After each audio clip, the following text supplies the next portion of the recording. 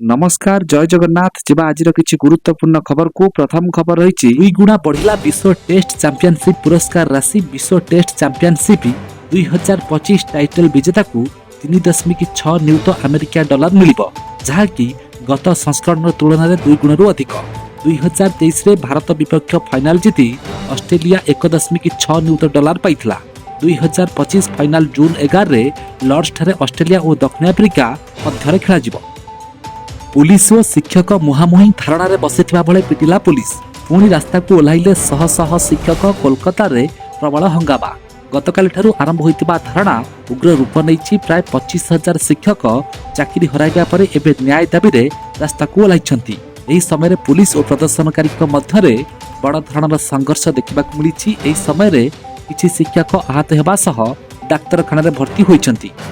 एकाथरे चयन हेबे 15 कुलपति। ओडिशा विश्वविद्यालय गुड़िकरे कुलपति नियुक्ति को नहीं लगी कटकणा हटिबा परे राज्य सरकार तत्परता प्रकाश करिसेंती। ओडिशा विश्वविद्यालय संशोधन अधिनियम 2024 अनुसार कुलपति नियुक्ति प्रक्रिया करने को पदक्षेप निया जायछि। एकाथरके राज्यर 15टी विश्वविद्यालय कुलपति चयन नहीं रूपरेखा प्रस्तुत होइछि।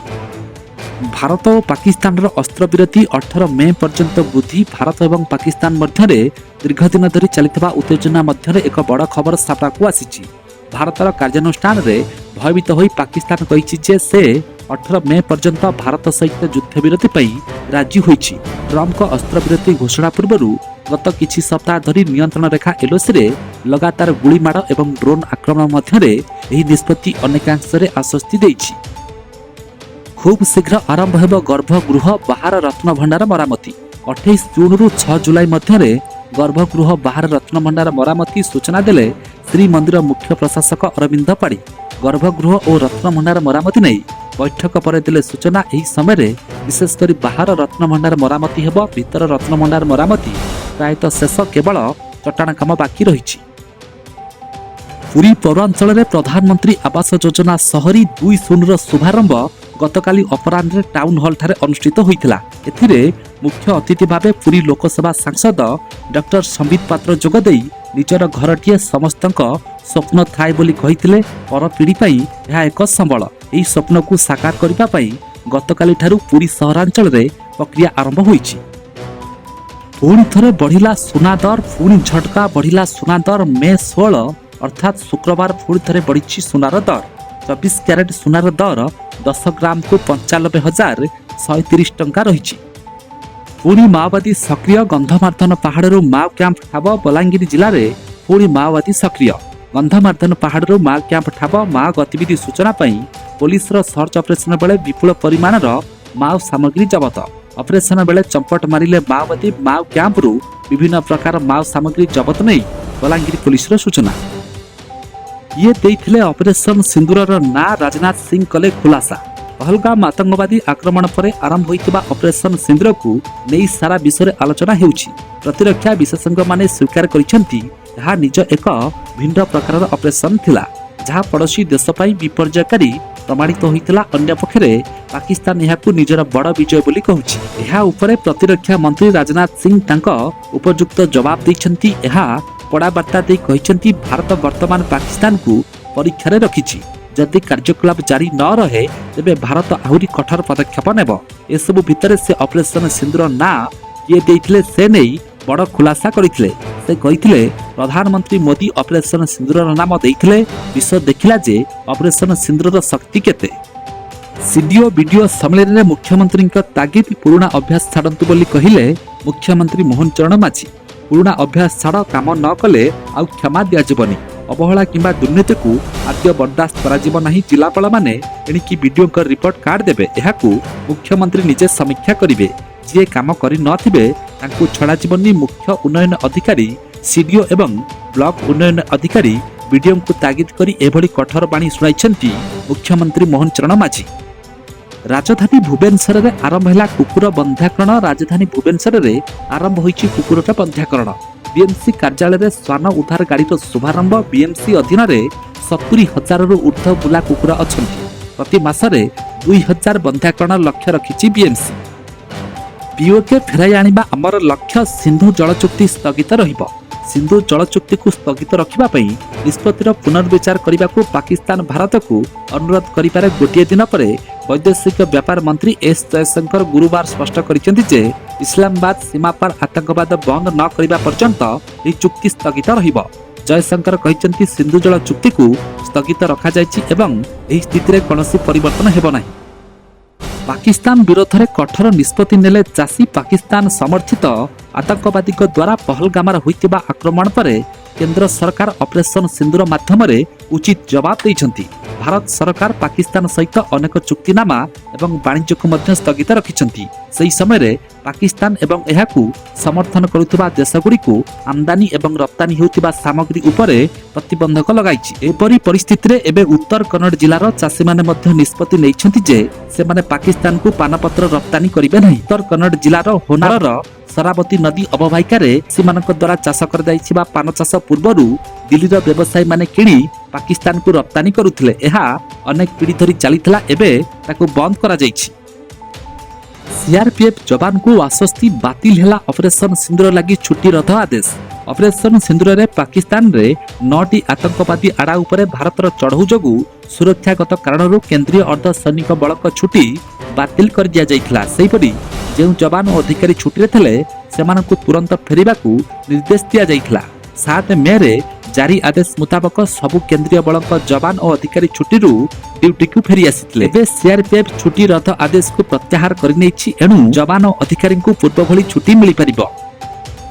ଆସନ୍ତୁ ଜାଣିବା ସାବିତ୍ରୀ ବ୍ରତ ଉପବାସର ତାରିଖ ଏବଂ ଶୁଭ ସମୟ। ବୈଦିକ କ୍ୟାଲେଣ୍ଡର ଅନୁସାରେ ଜ୍ୟେଷ୍ଠ ମାସର ଅମାବାସ୍ୟା ତିଥି ମେ 26 ତାରିଖ ଦିନ ମଧ୍ୟାହ୍ନ 12:11 ଆରମ୍ଭ ହେବ ଏବଂ ପରଦିନ ଅର୍ଥାତ୍ ମେ 27 ତାରିଖ ସକାଳ 8:31 ଶେଷ ହେବ। ସେଥିପାଇଁ 26 ମେ 2025 ତାରିଖରେ ସାବିତ୍ରୀ ବ୍ରତ ପାଳନ କରାଯିବ। ସାବିତ୍ରୀ ବ୍ରତ ଦିନ ସକାଳ 8:52ରୁ 10:25 ପର୍ଯ୍ୟନ୍ତ ଶୁଭ ମୁହୂର୍ତ୍ତ ଗଠନ ହେଉଛି। ଏହା ବ୍ୟତୀତ ଅଭିଜିତ ମୁହୂର୍ତ୍ତ ସକାଳ 11:51ରୁ ମଧ୍ୟାହ୍ନ 12:46 ପର୍ଯ୍ୟନ୍ତ ରହିବ। ସେହିପରି ସାବିତ୍ରୀ ବ୍ରତ ଦିନ ଅପରାହ୍ନ 3:45ରୁ 5:28 ପର୍ଯ୍ୟନ୍ତ ପୂଜା ପାଇଁ ଏକ ଶୁଭ ସମୟ ରହିଛି। ଏହି ସମୟ ମଧ୍ୟରେ ଆପଣ ପୂଜା କରିପାରିବେ। ଅଦିନିଆ ବର୍ଷା ରାଜ୍ୟଭିତ୍ତିକ ବିପର୍ଯ୍ୟୟ 33%ରୁ ଅଧିକ କ୍ଷତି ହୋଇଥିଲେ ଚାଷୀଙ୍କୁ ମିଳିବ କ୍ଷତିପୂରଣ। ଅଦିନିଆ ବର୍ଷା ରାଜ୍ୟଭିତ୍ତିକ ବିପର୍ଯ୍ୟୟ ଭାବେ ଗୃହୀତ ହେବା ପରେ ପ୍ରତିକ୍ରିୟା ରଖିଛନ୍ତି ରାଜସ୍ୱ ଓ ବିପର୍ଯ୍ୟୟ ପରିଚାଳନା ମନ୍ତ୍ରୀ ସୁରେଶ ପୂଜାରୀ।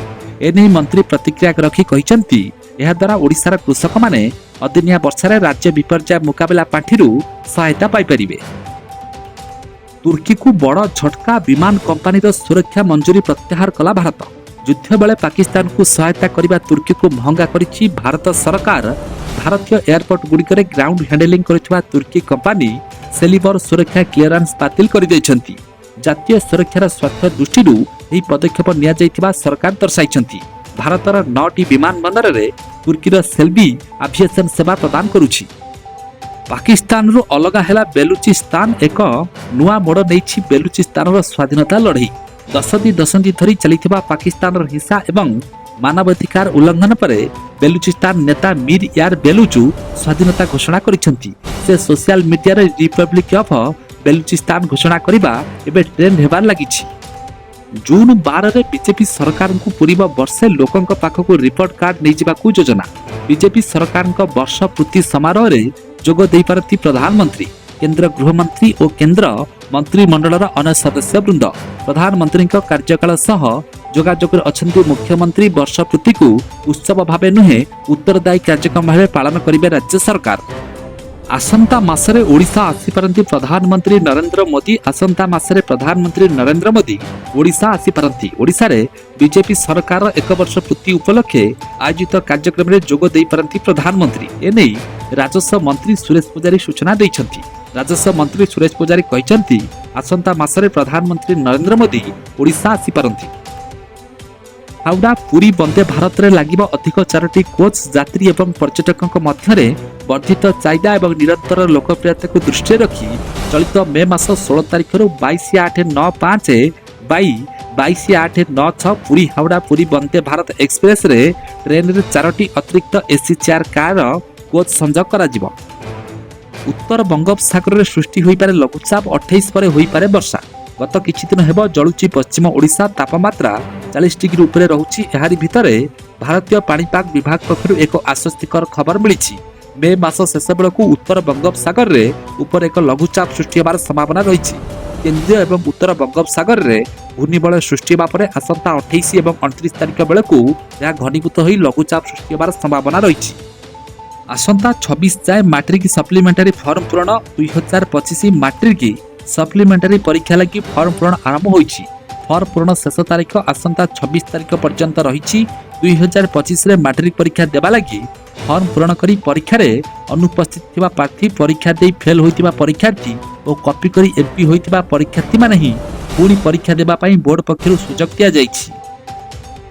एशिया रे व्यापिला कोविड-19 नुआ लहर हॉन्गकंग सिंगापुर संक्रमण बढ़िला। एते वर्ष पर भी कमिनी कोविड-19 प्रकोप वर्ष को वर्ष नुआ नुआ लहर देखाउछि भूताणु। एबे पुणी थरे नुआ रूप नेछि कोविड भाइरस व्यापुथिबा आसीछि नुआ सूचना।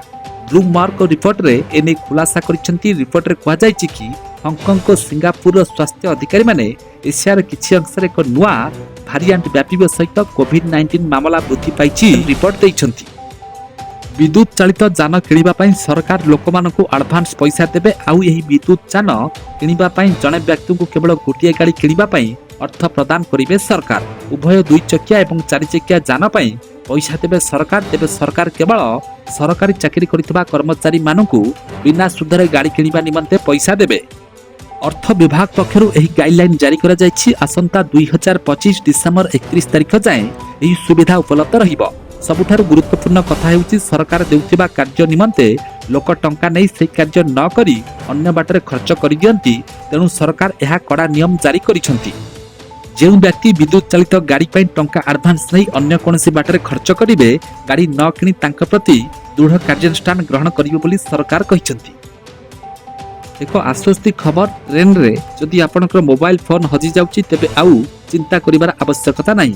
भारतीय रेलवे रे यात्रा करुवा यात्री मोबाइल फोन किंबा अन्य मूल्यवान जिनिस हजिगले एबे चिंता करिवार आवश्यकता नाही।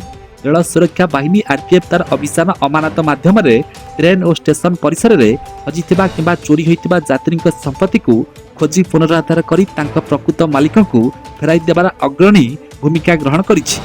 ऑपरेशन अमानत हेउछि आरपीएफ रे एक स्वतंत्र पहल जहार एकमात्र उद्देश्य हेउछि यात्री हजिथिबा मूल्यवान जिनिस जेपरि मोबाइल फोन, बैग, अलंकार किंबा अन्य सामग्री को खोजी तांको फेराई देबा। एही अभियान आरंभ हेबा परठारु आरपीएफ कोटी कोटी टंकार संपत्ति पुनरुद्धार करी यात्री को फेराई देछि, जहा यात्री मनरे रेलपाई और आरपीएफ प्रति विश्वास बढ़ाइछि।